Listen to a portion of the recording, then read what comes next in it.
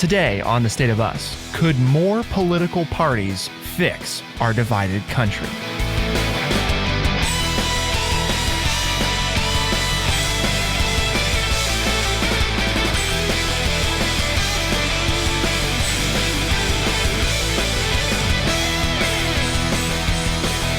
Welcome to The State of Us. I'm your host, Justin T. Weller, joined, of course, today by our very friendly, very redneck liberal, Mr. Lance L. Jackson, senior historian here at True Chat as well.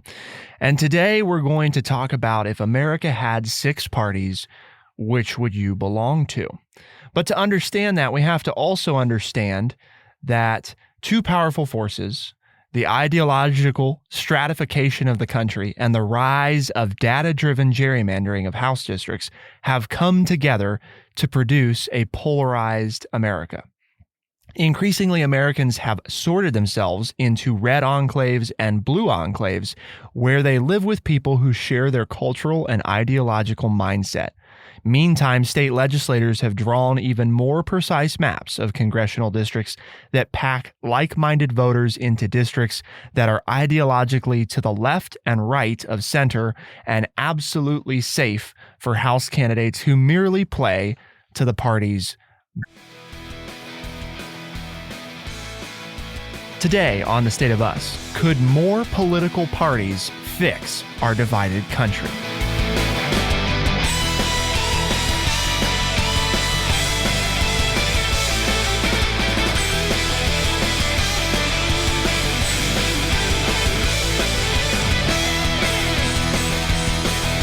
Welcome to The State of Us. I'm your host, Justin T. Weller, joined, of course, today by our very friendly, very redneck liberal, Mr. Lance L. Jackson, senior historian here at True Chat as well.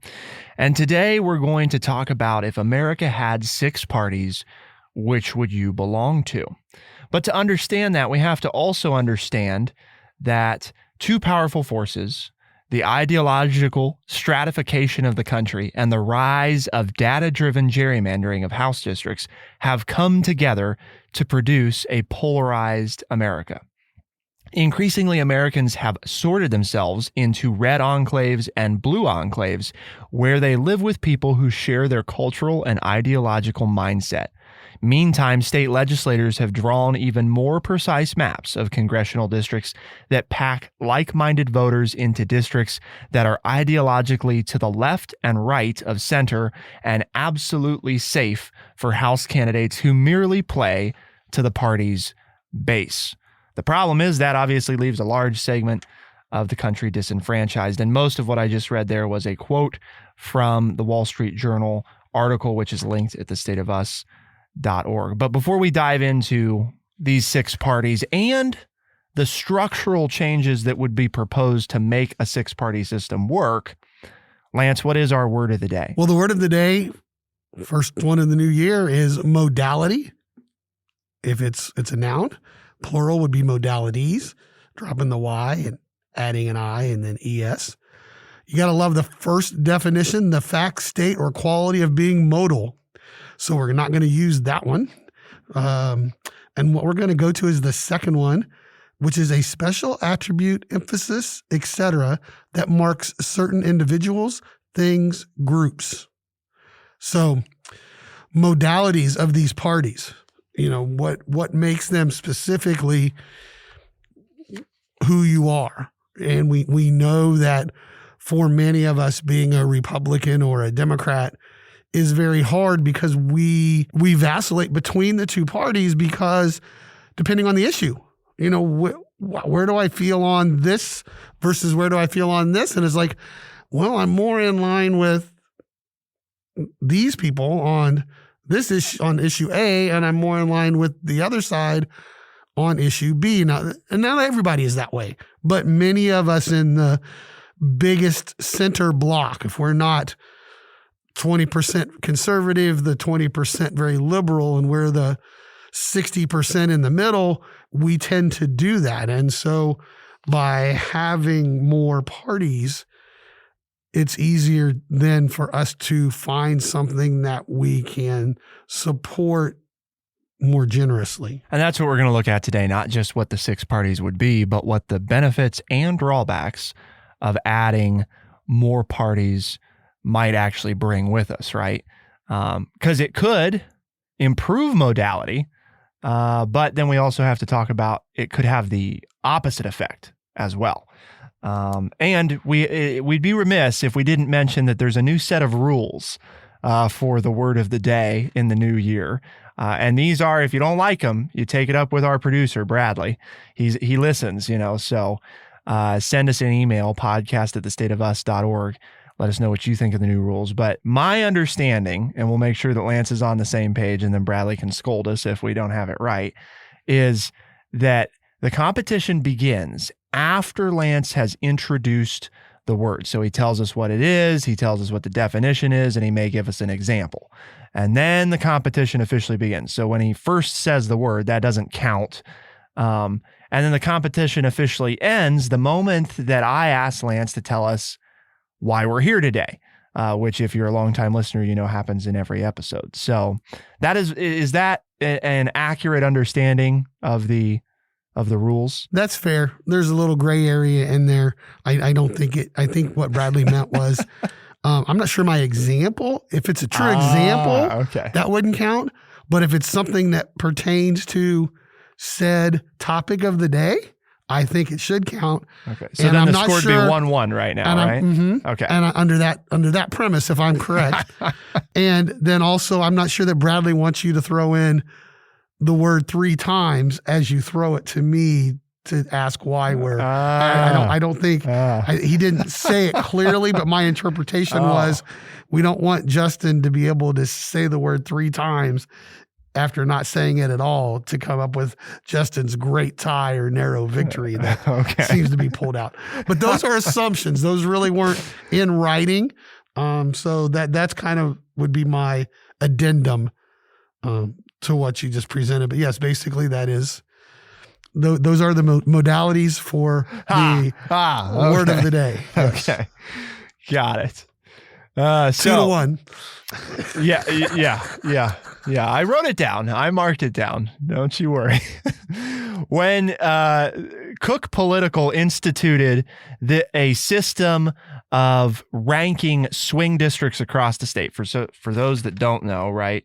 The Cook Political Report, which is a nonpartisan nonprofit, they have a partisan voter index and they rank all the House districts across the country.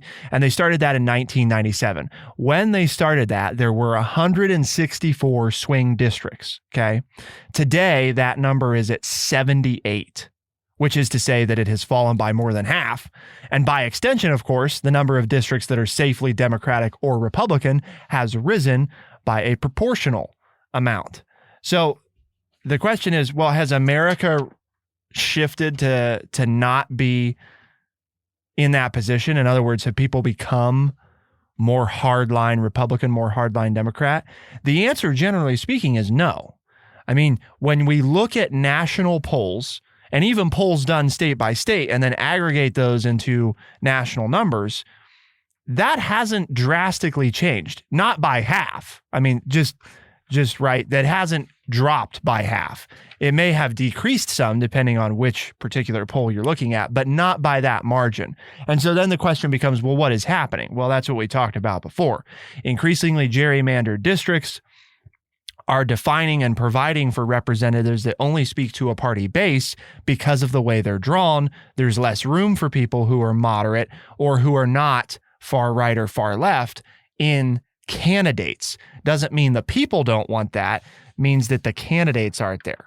So then what do you do about that? Well, throughout the month, Lance, I think people are going to hear several different episodes that talk about things we could do to sort of reinvigorate America and possibly also therefore help with division. But today specifically, we're looking at political parties. And the article that we're referencing, again, linked at thestateofus.org, actually has the quiz you can take to find out which of the 6 parties you're in. So we're asking you, take time right now. The beauty is, right, this is a podcast. Hit that pause button. Go take that, because then you're going to find out that the rest of what we're going to say is going to mean a lot more to you once you know sort of where you're at on that spectrum. So take a moment and do that. The article explains that there's no reasonable or timely way to fix our broken system, our broken two-party system, but there is an alternative. So fixing the broken system, right, complicated. But if we propose an alternative system, that might help. More parties. So it's a 20-question quiz. It'll tell you where you're at. Each party represents a different portion of the electorate as it stands today, not only by ideology, but also by economic class and political engagement. So the parties are taking into account several different factors. These 6 parties reflect the underlying factions and divides within the Democratic and Republican parties.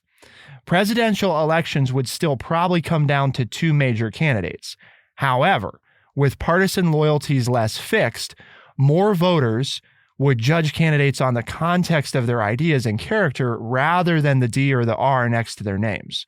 Moreover, a less hyper-partisan Congress would also most likely be less gridlocked and more productive, lowering the stakes of presidential elections and potentially lowering the stakes for Supreme Court nominations, a new era of reduced partisanship.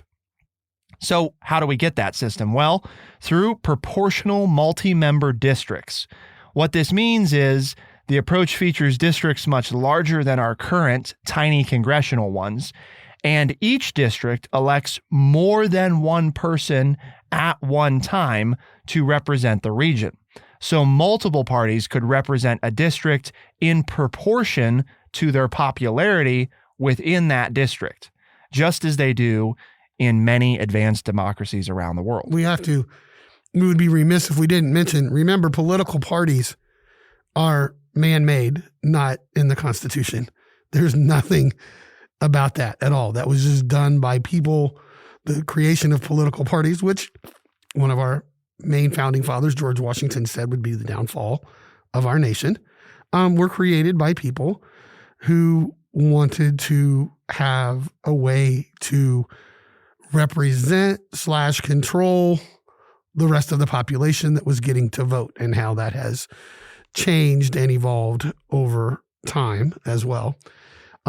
So we can do with political parties just about anything we want. You know, when you start talking about Congress and elections, and yes, you have some constitutional issues, but political parties, you don't have any constitutional issues.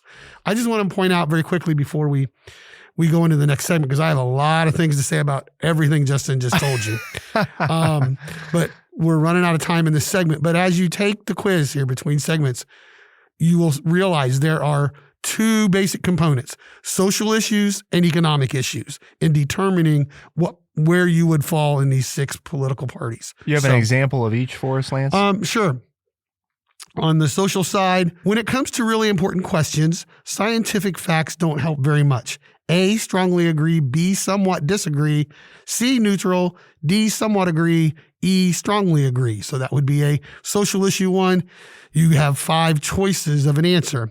On the economic side, the minimum wage should be raised. Question we've entertained here quite often.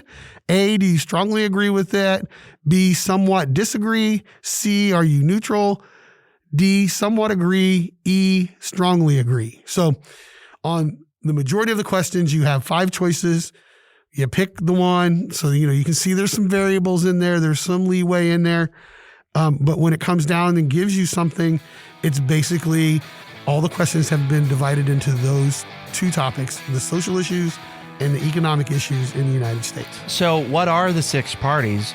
Where, and this is, I'm sure, what everybody is just super interested to know, where do Justin and Lance fall in the 6 new parties?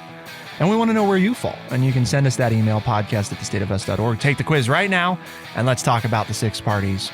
Keep it here on The State of Us, and we'll be right back.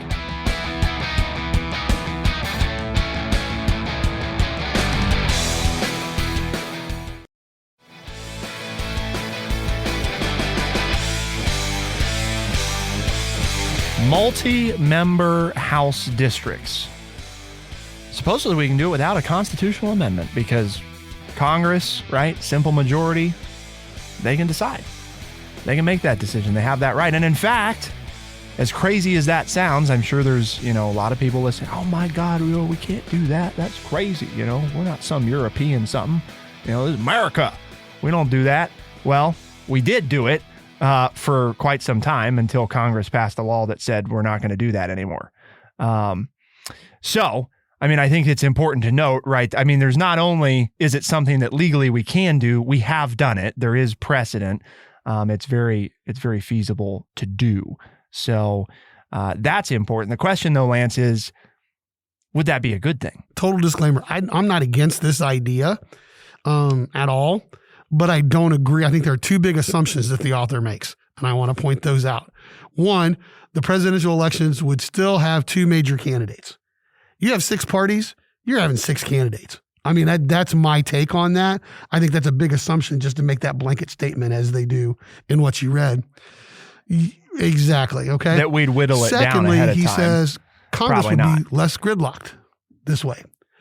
Nah, really? Because now I have 6 parties, I'm going to maybe be more adamant to stay in my lane, because we see, as you mentioned, one of the problems today for the Democrats is that they have a very progressive wing of their party, much like the Republicans had a very conservative wing back in 2012, 2013, when President Obama was elected into office.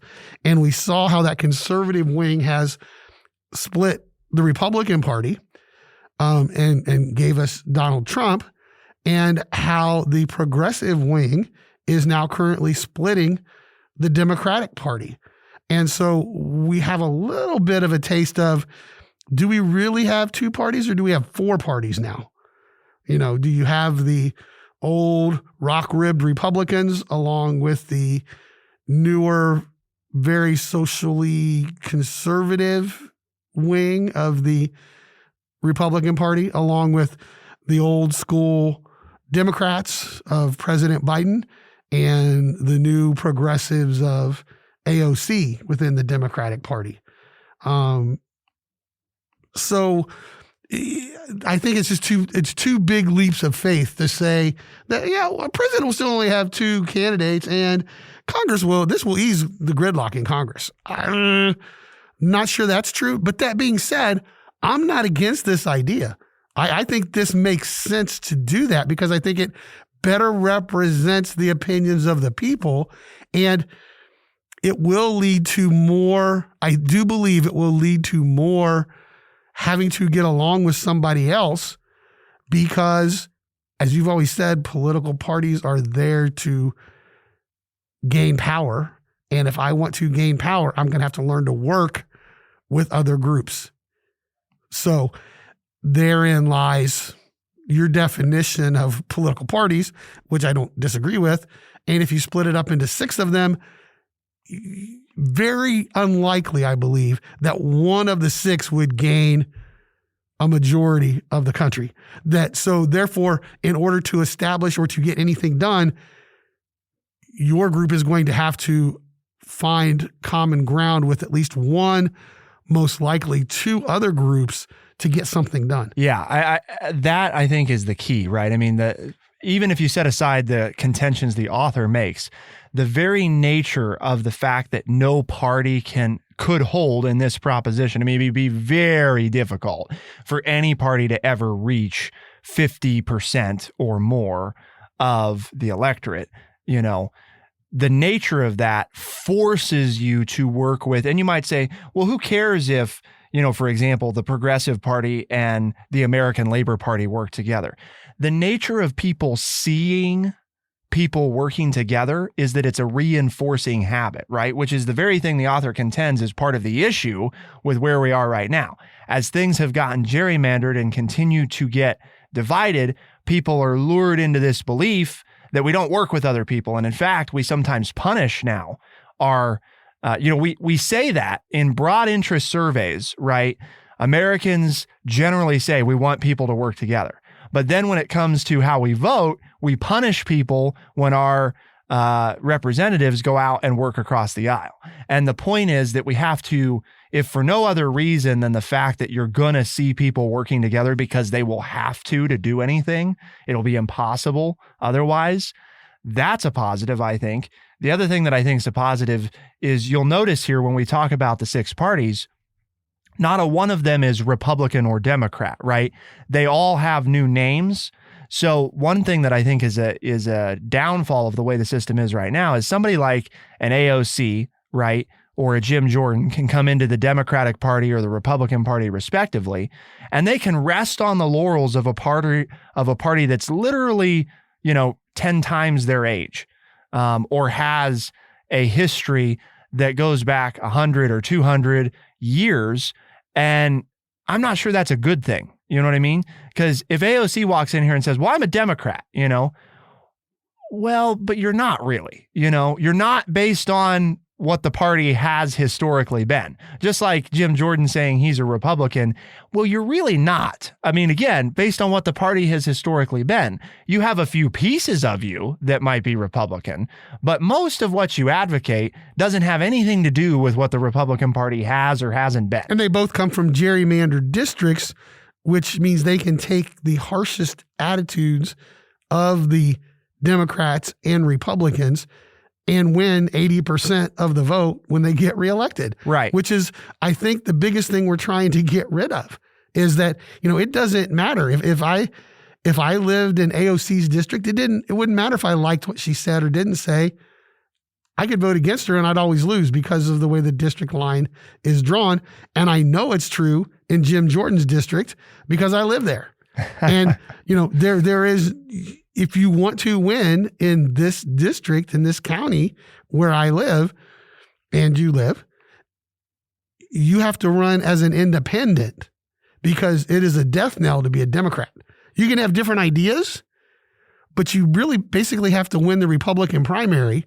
That's when the election takes place. Yep. And I've done that on multiple occasions, gone in and said, I want a Republican ballot because that's the election. Even if the Democrats, which in many local races don't even run anybody, the only difference is the Republicans. So that's wrong because we don't get a differing of ideas. It's not that I'm against the Republican ideas necessarily. Sometimes there are Republicans that I really like that I would vote for even if there was a Democrat running.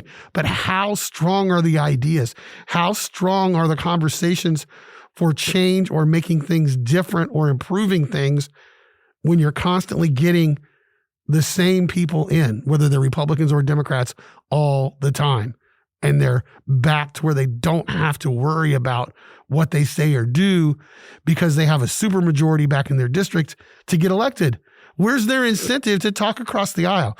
Where is their incentive to talk to somebody who differs from them? And I think that's the key component to this proposal that the author makes. Yeah, the last thing that's really big for me on multi-member districts, just when we talk about that, this is something that we've covered on The State of Us for several years, which is underrepresentation. One of the reasons that gerrymandering works right now is because, take Jim Jordan's district, for example. We can draw this scraggly, weird-looking thing, right? And we can put 70% Republican, confident Republican voters in that district.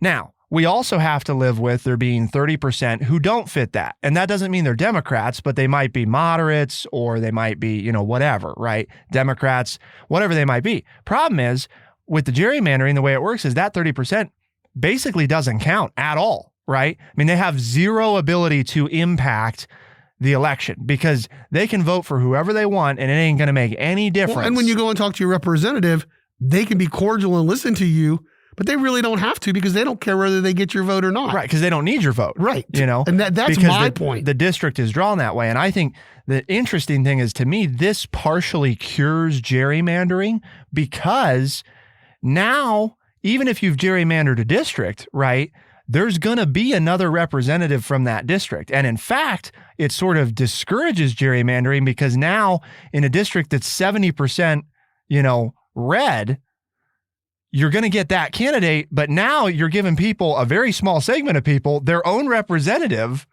where it would behoove you to say, well, we want a more balanced district because we don't want to let, whatever 30% is, a few thousand people have their own representative. That's no good, So, I mean, I think it addresses some of the reasons gerrymandering exists. Is gerrymandering is an exploitation of the system, the way the system's currently set up.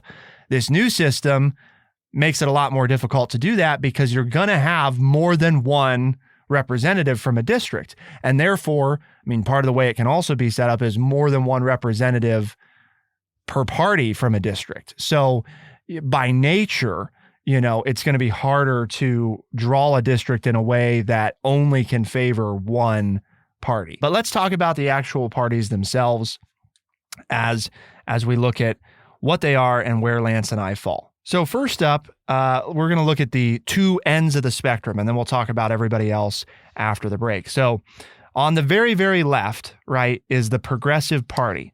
They're focused on equity and racial justice with a strong vision of inclusive social democracy. Its strongest support comes from politically engaged, highly educated, younger people, especially women. And what do we have on the far, far right, Lance? Well, you can either have the Patriot Party or the Christian Conservative Party, and it's a little further right. So I'll take the Christian Conservative Party. It focuses on issues of religious liberty and morality with very limited government. It finds stronger support among the most politically engaged and affluent, especially men. So the two spectrums share in common people who are highly paying attention to what's going on, right? The difference is that the Christian Conservative Party is going to focus more heavily on affluent men, and the Progressive Party is going to focus more on those younger women. Highly educated younger women. Yes. So, but what about the other four parties? What about the ones that are in between those positions? And where do Lance and I fall? To find out, keep it here on The State of Us, and we'll be right back.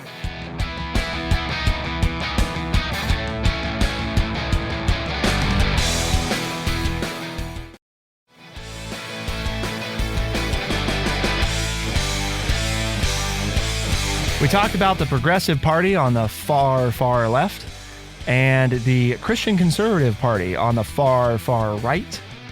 And what's in between there? Well, you said, Lance, there's another party that's not quite as far right economically, but they're fairly far right when it comes to socially conservative, right? And who is that? That'd be the Patriot Party, right? That is correct. And it is the party of Donald Trump's 2016 primary campaign, a coalition of the small-town white working-class Americans who feel left behind by globalism and condescended to by cosmopolitanism. It is economically populist and strongly anti-immigration. And on the left side, we have two that are fairly equally spaced. If you're looking at on the left, if you're hedging toward more economically conservative, you have the New Liberal Party, which is the professional class establishment wing of the Democratic Party.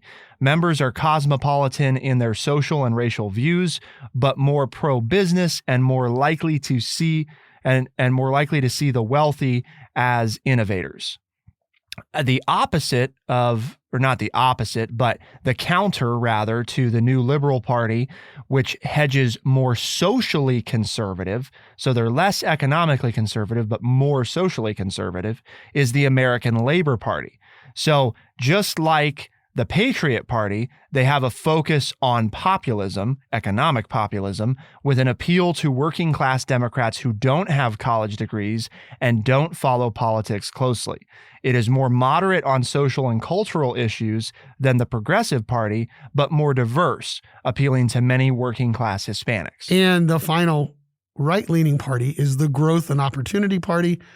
They are socially moderate, pro-business wing of the Republican Party.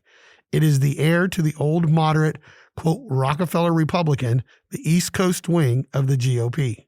They're less, I guess their priority, and this is the way to think about it, is what is the priority, right, of a given party in this six-party makeup? And when you look at growth and priority, for example, it's very clear, their primary priority is economics, right?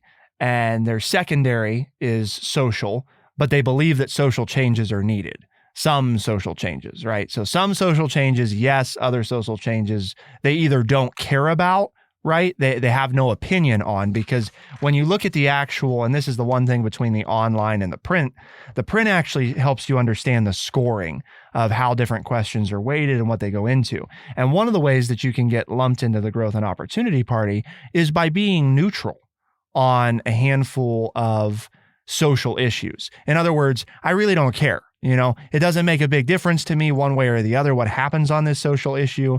But then if you score high economically, you could also, then that could throw you into growth and opportunity. What's interesting to me is what I see when I look at this is that the American Labor Party, which is one of the left-leaning parties, and the Growth and Opportunity Party, the one you're talking about, are very, very similar in their social beliefs on the graph. Now, where they differentiate is how much the government should be involved in the economy.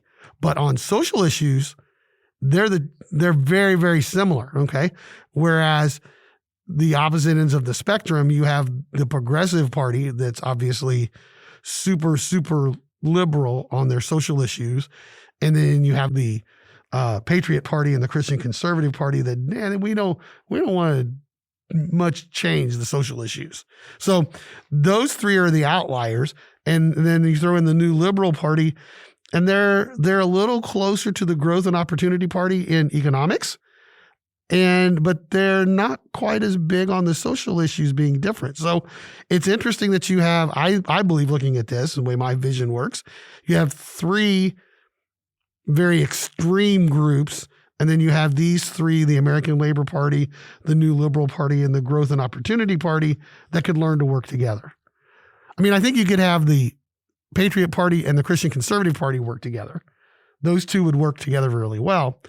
The Progressive Party might be able to find a coalition with some members of the New Liberal Party, but you have the American Labor Party, the New Liberal Party, and the Growth and Opportunity Party.